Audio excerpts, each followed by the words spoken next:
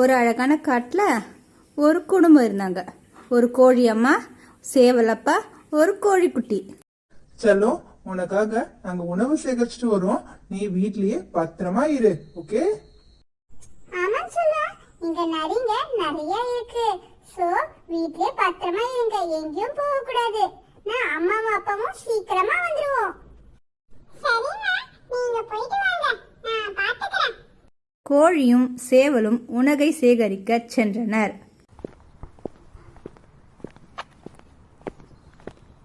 அப்பொழுது அங்கு ஒரு குள்ள நரி வந்தது.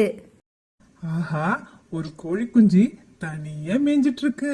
இன்னைக்கு அத ஒரு புடி புடிச்சிட வேண்டியதுதான். ஹாய் குட்டி, எங்க வீட்டுக்கு வரியா?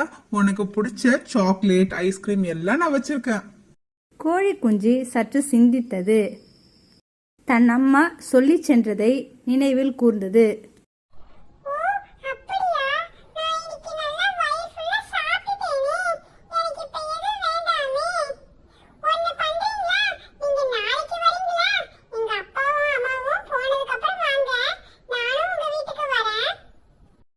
மறுநாள் கோழியும் சேவலும் உணவை தேடி சென்றனர்.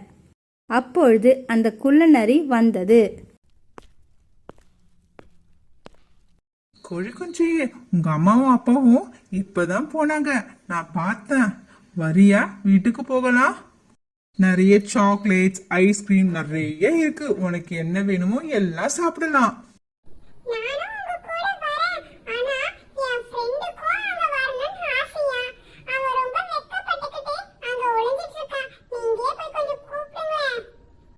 ஆஹா, ஒண்ணு கிடைக்கும்னு பார்த்தா ரெண்டு கிடைக்க போதா?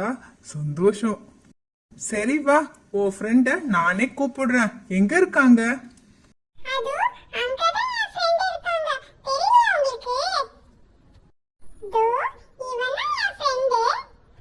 என்னது, பாம்பு தான் உன் ஃப்ரெண்டா?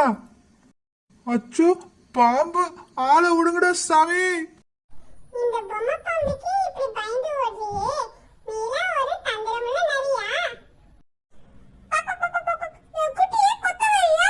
உன்னை என்ன பண்ண பாரு. அம்மா, அது ஒண்ணும் உண்மையான பாம்பு இல்லம்மா, அது அட்டைதான். நீ பயப்படாத. பாத்தியா என் பையனோட புத்திசாலித்தனத்தை?